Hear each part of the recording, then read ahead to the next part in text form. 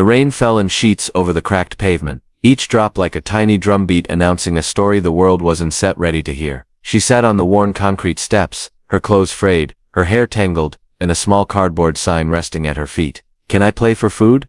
People passed by in hurried anonymity. Some gave a glance, some ignored her completely, and a few laughed, harsh, unthinking laughter that stung more than the cold.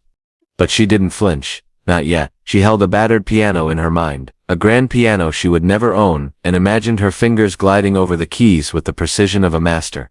And then a man stopped. He leaned down, curiosity etched in his face. "What can you play?" he asked, his tone skeptical. I can play anything," she whispered, almost ashamed to speak the words aloud. She didn't know it yet, but those words were a declaration, a single action that would flip the entire outcome of her life. She lifted her hands over the imaginary keys, and the first notes spilled out, not just music, but a story, a challenge, a quiet defiance that cut through the laughter of the crowd. Here's what that moment teaches us. Sometimes the world will underestimate you, not because of what you cannot do, but because of who you appear to be. The systems, the biases, the judgments, they all blind the untrained eye to raw, unpolished brilliance. And as she played, the laughter faded, faces stopped, phones emerged, people recorded, whispered, and wondered. This homeless girl, invisible to most, was about to pull back the curtain on something the world had never prepared to witness. But no victory comes without a cost. Not yet. She didn't know it yet, but in the next hours, she would face humiliation, disbelief, and a test of character that could either break her or forge her into something far stronger than she ever imagined. Because this isn't just a story about talent, it's a story about justice, perception, and the quiet strategies that transform overlooked brilliance into unstoppable power. And as the first chord reverberated through the damp streets, one thing became clear: this girl's life was about to change forever, but not without revealing the cracks in a world that thrives on underestimation. Mini cliffhanger. The audience knows her talent is extraordinary, but the question lingers: will the world recognize it before it crushes her spirit? She wasn't always on the street, not that anyone would have guessed. Born into a neighborhood where opportunity was more rumor than reality, her childhood was a constant balancing act between survival and aspiration. Her parents had dreams for her, simple, safe dreams, but the system had other plans. Underfunded schools, teachers who underestimated black children, and neighborhoods that quietly normalized neglect, left little room for a prodigy to thrive. By the time she was 8, she had taught herself piano from a second-hand keyboard a neighbor discarded. Every note she played was a rebellion, every melody a statement: I exist, I matter. Yet, brilliance alone isn't a shield. By 14, economic pressures forced her into odd jobs, washing cars, delivering groceries, anything to keep her family afloat. The piano became a memory, a dream deferred, a secret sanctuary in the quiet of her tiny room. Here's what that moment teaches us. Talent alone doesn't guarantee recognition. Systems of neglect, bias, and scarcity often hide brilliance in plain sight. She wasn't just struggling financially, she was fighting the subtle, pervasive erasure of her potential. By 18, tragedy struck. Her father died unexpectedly, leaving the family in debt. Her mother, already overburdened, fell ill. The weight of survival crushed the delicate structure of her world. School ended, music lessons were abandoned, and slowly invisibility became a survival strategy. Yet, invisibility has a hidden strength. It allows observation, learning, and patience. She watched the world, how people judged appearances, how opportunities were distributed unevenly, how brilliance could be dismissed if it didn't fit a mold. Those streets, those steps in the rain, were not just a place of despair. They were a stage where the lessons of her past and the intelligence she had honed in silence would one day collide. But even in quiet brilliance, tension builds. The systems that oppressed her didn't disappear. They were lurking, ready to challenge her at the first sign of defiance. Laughter, dismissal, and skepticism were the first waves she would face. And she didn't know it yet, but every hardship, every setback, every small failure had been a preparatory lesson. The world that underestimated her had unknowingly trained her to survive, to strategize, and to seize a moment when it finally arrived. Because here's a crucial insight. The same systems that try to contain you often forge the skills needed to transcend them, if you can endure long enough to strike at the right moment. Her hands, once hesitant, now hovered over the imaginary keys. Each note would echo a lifetime of struggle, resilience, and quiet brilliance. But first, she had to navigate the moral crossroad waiting for her just beyond the next chord. The moment where giving in would seem easier than standing out. Winnie cliffhanger. She faces the pivotal choice: surrender to invisibility or assert her hidden brilliance in a world ready to mock her. The audience is left questioning, will she rise, or will the streets swallow her ambition? The streets were cold, the rain relentless, and the crowd had grown curious, but not yet reverent. Some sneered, some filmed, some whispered. The girl clutched her cardboard sign, trembling slightly, the weight of judgment pressing down on her. Here's the truth. Brilliance is often invisible, until it dares to confront prejudice, and confrontation comes with a cost. A man, well-dressed and impatient, scoffed. "Play for food?" he said, voice laced with condescension. "You think your little tunes can buy a meal?" Her chest tightened, every fiber of her being screamed to vanish, to retreat into the shadows where she had survived for so long. The logical choice was simple: give in, leave, avoid humiliation. No one would blame her for walking away. It was the path of least resistance, the one most people take. And yet, something stirred inside her, a flicker of defiance, of strategy. She had spent years observing, surviving, and preparing without applause. She wasn't here to perform for approval, she was here to assert presence. She didn't know it yet, but this moment was the moral fork in her life. One path led to invisibility and continued hardship, the other to exposure, risk, and the potential to rewrite perception. She raised her head and said, quietly but firmly, "I can play, and you will hear why talent is never just entertainment, it sets a declaration." The audience didn't understand yet. The world rarely respects quiet confidence, especially from those it underestimates. The laughter around her could have been a breaking point, but a single action, raising her hands to the piano, flipped the entire outcome. Here's what that moment teaches us. Moral courage isn't always about loud defiance. Often it's about deciding to act rightly, when every external force encourages surrender. In that instant, the girl made a choice that many never face, to show her true self fully, despite risk, ridicule, and the lurking possibility of failure. It was the moment where character, intelligence, and audacity intersected.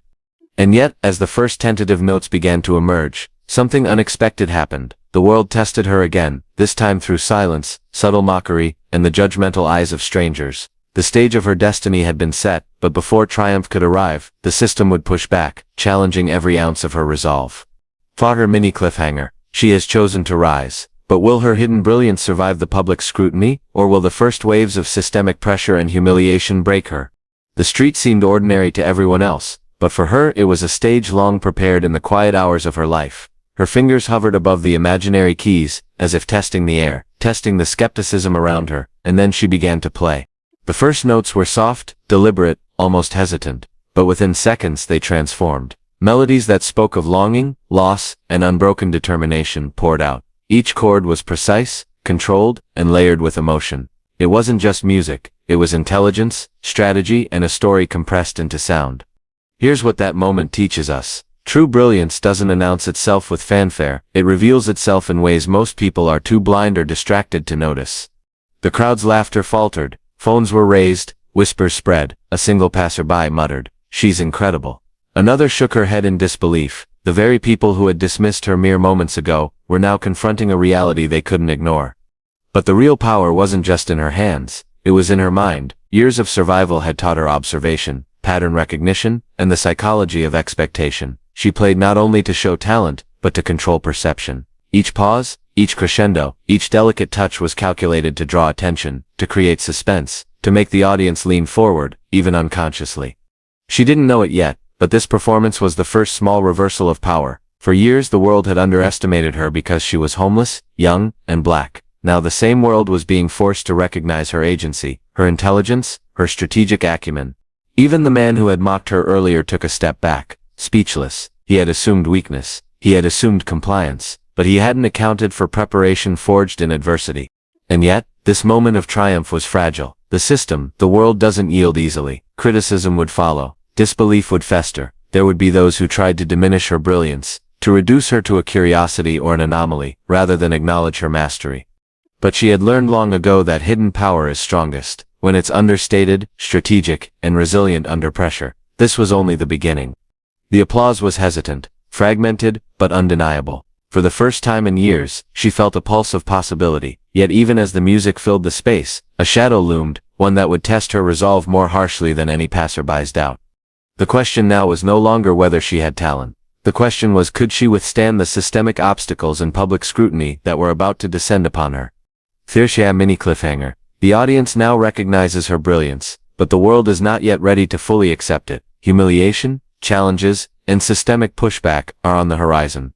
Will her talent alone be enough to survive the next storm? The notes still hung in the air, but the world around her had shifted. What began as curiosity morphed into scrutiny. Crowds can be merciless. They cheer for novelty, not persistence. They celebrate talent briefly, then retreat to comfort zones of judgment and dismissal. A man in a business suit pushed his way to the front. "Enough," he barked, his voice slicing through the melody. "You're performing for attention, not skill. People like you?" He gestured dismissively toward the girl's frayed clothes and torn shoes. The words were sharp, venomous, and calculated to wound. And for the first time, she faltered. Her fingers hesitated over the keys. Sweat beaded on her brow. The laughter that had once been skeptical, now sharp and cruel, rang louder in her ears. People whispered behind their phones, murmuring doubts, recording every moment to dissect her failure. Here's what that moment teaches us. The world often meets brilliance with resistance. The higher the stakes, the harsher the pushback. Systems are built to maintain hierarchy and deny agency to those who threaten it. The street became a pressure cooker. Someone knocked over her modest stool. Another shouted a cruel comment about her family. Every ounce of control she had painstakingly built teetered on the edge of collapse. She didn't know it yet, but this public breakdown was part of the necessary crucible, a moment designed to test whether her intelligence, skill, and strategy could survive under fire. Her chest tightened, tears blurred her vision. The audience was divided, some still captivated, others impatient, some openly mocking. The piano she imagined in her mind suddenly felt like a distant dream. The cardboard sign at her feet fluttered in the rain, almost mocking her struggle. And yet, within the chaos, something remarkable happened. A single observer, a mentor figure, a stranger with insight, leaned in quietly, whispering, "Don't sit, let them define your worth. They can see what you can do." Here's what that moment teaches us. Breakdowns are not the end. They are the system's way of revealing where strength must be anchored and where strategy must evolve. She didn't rise yet, but a seed had been planted. In that heavy public humiliation, a spark of clarity began to form. She realized that talent alone wouldn't suffice. She needed a plan, a method, a transformation of strategy to reclaim control. The breakdown was complete. The humiliation was public. For a heartbeat, she considered leaving, disappearing back into invisibility. But then, as she looked at the faces of the curious, the skeptical, the dismissive, she understood this moment could also be the turning point, if she chose it. The rain fell harder, the crowd murmured louder, and her mind began to shift, quietly, deliberately, toward a new strategy, one that wouldn't just reclaim her dignity, but could ultimately transform perception itself. Or mini cliffhanger, she's humiliated, tested, and the public doubts her, but a spark of resolve emerges. Will she seize it to transform her despair into strategy, or will the system crush her before she can act? She sat on the damp pavement, hands shaking, the rain soaking through her coat. The humiliation from the crowd still echoed in her ears, each jeer a heavy drumbeat against her self-belief. But in that moment of near collapse, a quiet presence emerged. An older woman approached, eyes steady, observing not the tattered clothes or the cardboard sign, but the posture, the tension, the flicker of unacknowledged brilliance in the girl's expression. She knelt beside her, voice calm yet commanding. "You sir, not performing for them," she said. "You sir, performing for yourself. And the world will catch up if you let it." She didn't know it yet, but this was the catalyst, the spark that would reshape her strategy. The realization was simple yet profound. Survival alone had carried her this far, but transformation required intention. Talent without strategy is like a fire without oxygen. It might glow briefly but will extinguish without direction. The mentor continued. "You have skill, yes, but skill is invisible if you don't control the narrative. Think of every note, every pause, every gesture, as a chess move. The game isn't just about playing. It's about making them see, understand, and respect what they underestimated." Here's what that moment teaches us. Mentorship and insight often arrive in crises, but they only catalyze change if you act deliberately. A single revelation can redefine your trajectory. The girl nodded, feeling something shift within her, a mixture of clarity, calm resolve, and determination. She realized that the world's judgment was inevitable, but how she responded would determine whether she remained a victim or became a strategist of her own brilliance.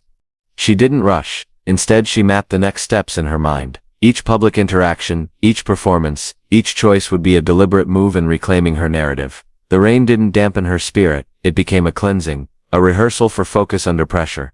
And then, almost imperceptibly, the first piece of her new plan emerged: quiet execution. She would rebuild control slowly, methodically, without spectacle, letting the world's recognition arrive on her terms. Small, deliberate wins. Observing, refining, and leveraging every moment.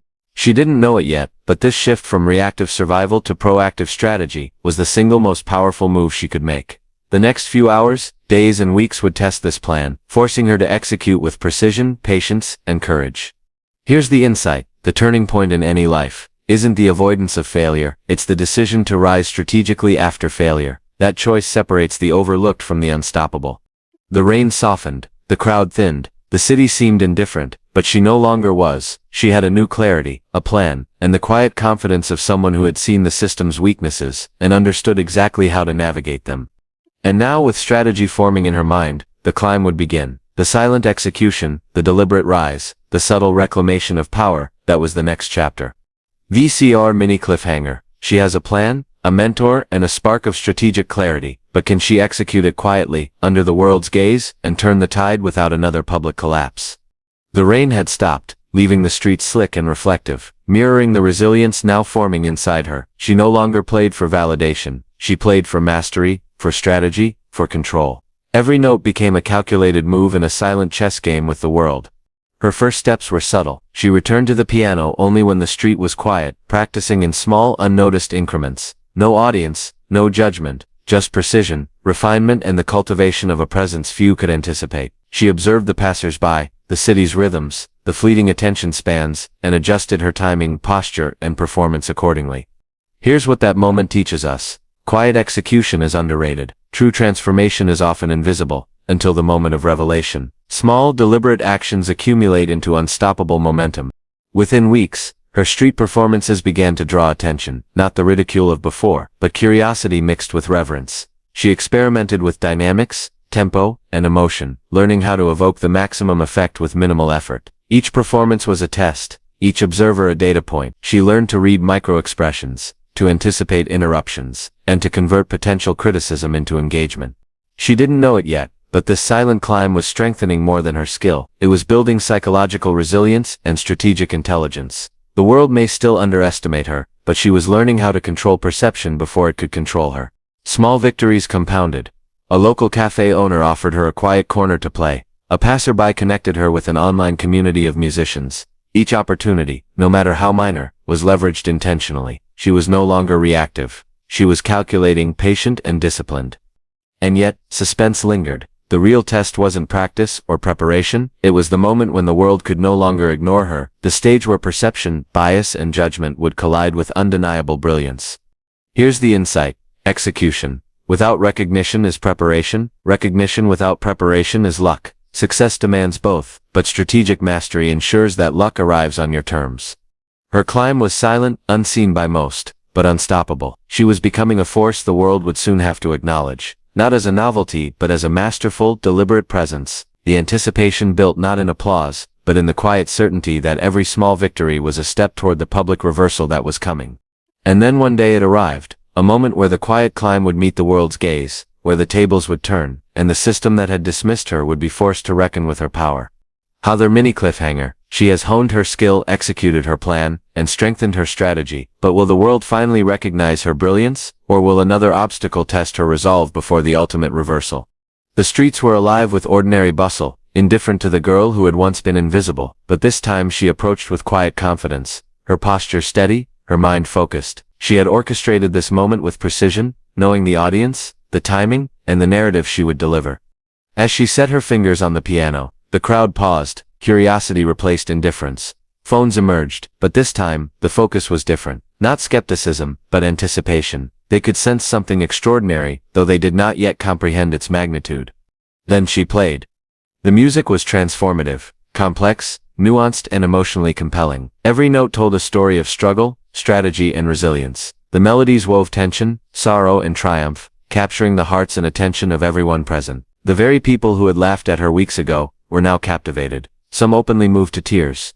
Here's what that moment teaches us. True mastery doesn't demand recognition. It commands it once preparation and timing align with courage. The man who had mocked her initially stepped back, jaw tight. Others whispered, "I can't believe it, and she's incredible." The crowd that once jeered now leaned in, watching every movement with admiration. She had flipped the script entirely. What was once derision became awe. But the reversal wasn't just public, it was systemic. Local musicians, previously dismissive, now approached with respect. Online clips of her performance went viral, but more than fame, doors opened that had long been shut, scholarships, mentorships, and invitations to perform at prestigious venues. Her brilliance, once hidden and underestimated, now demanded acknowledgement. She didn't just win the applause, she transformed perception. The system that had ignored or ridiculed her had to recalibrate. She had used intelligence, strategy, and emotional control to turn the power dynamics entirely in her favor. And yet the true victory wasn't in recognition or accolades. It was in her own mastery and moral affirmation. She had proven, first to herself, and then to the world, that adversity and underestimation are not barriers, but opportunities for strategic brilliance. Here's the insight. A single well-timed, deliberate action, rooted in preparation and courage, can overturn assumptions, shift power, and inspire systemic change. As the final notes echoed through the street, the crowd erupted, not merely for talent, but for resilience, strategy, and the undeniable moral weight of her journey. The girl who once asked, "Can I play for food?" now stood as a testament to intelligence, patience, and relentless pursuit of excellence. Seoth mini cliffhanger. She has achieved public and systemic reversal, but what is the cost of triumph, and how will the aftermath shape both her legacy and the world around her? The applause had faded, but the echoes of her music lingered in the city streets. For the first time in her life, the world had paused to acknowledge her, yet the transformation extended far beyond public recognition. The people who had once sneered, now reflected on their assumptions. Those who had dismissed her brilliance began to question how often talent is ignored, simply because it doesn't fit a convenient narrative. The man who mocked her at the beginning quietly approached, offering a hesitant apology. It was not just humility, it was acknowledgement of the systemic blindness that often accompanies privilege. Others in the crowd, who had laughed or walked by, now felt the quiet sting of realization brilliance exists everywhere, and often it is hidden in plain sight. She didn't bask in the attention. Instead, she used the moment to extend her impact. Scholarships she had once thought unattainable were now within reach, and she mentored younger musicians in her neighborhood, teaching them that talent coupled with strategic action could overcome even the most entrenched barriers. She understood that true victory is not just personal, it is ripple, communal, and transformative. Here's what that moment teaches us. Redemption and impact are inseparable from strategy and moral clarity. Triumph is sweetest when it lifts others and reshapes the system that once constrained you. Yet the cost was real. Nights of hunger, isolation, and doubt had left scars. She carried the memories of public humiliation, the sting of bias, and the emotional weight of survival. But these were not burdens, they were instruments of resilience. Every hardship she endured had prepared her for this exact moment, allowing her to wield her brilliance with discipline and moral authority.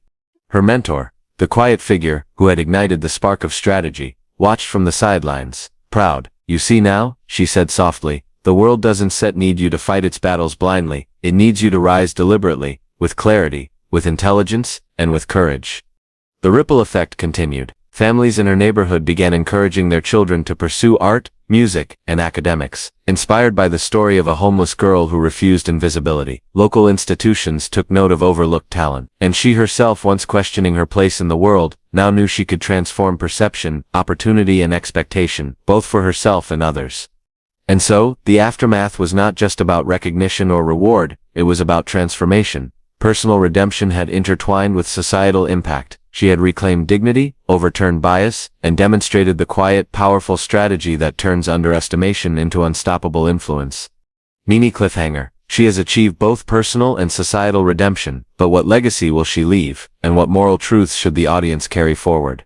Years later, the city remembered her not as a homeless girl who played for food, but as a musician, a strategist, and a symbol of resilience. She had transformed her narrative from one of invisibility to undeniable influence. Her story was shared in classrooms, community centers, and online platforms, not merely as entertainment but as a blueprint for overcoming bias and systemic obstacles.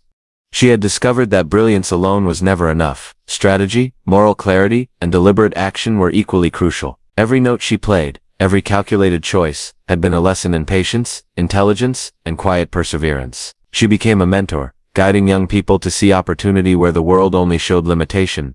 Here's what that moment teaches us. Legacy is not about applause or fame, it's about the impact your courage, strategy, and intelligence leave on others. Influence is the product of mastery applied with purpose. Her life became a living testament. Systems of injustice can be challenged, assumptions can be overturned, and overlooked brilliance can reshape perceptions. She didn't just reclaim her dignity, she inspired a generation to recognize that their value is not determined by how the world initially sees them. And here's the moral call to action for you, the viewer. Reflect on the hidden potential in yourself and others. Observe carefully, act deliberately, and never let the world's misjudgments define your worth. Each obstacle is a test, each setback an opportunity to build strategy, resilience, and influence. She once asked a simple question on a rainy street: "Can I play for food?" The answer was no longer just about survival. It was about proving, through excellence and strategy, that underestimated brilliance cannot be ignored. So take this lesson forward: identify your hidden strengths, prepare quietly, act deliberately, and transform your obstacles into opportunity. Like, comment, and subscribe if this story resonated with your values. And carry the message forward: the world may underestimate you, but you can redefine everything with mastery, courage, and strategy. Her legacy was not a single performance. It was a roadmap for turning invisibility into influence, silence into strategy, and adversity into unstoppable triumph. And the truth is simple: the world doesn't decide your value, you do. Final insight: the journey from invisibility to influence demonstrates the power of strategic resilience, moral courage, and deliberate action. True triumph transforms both self and society.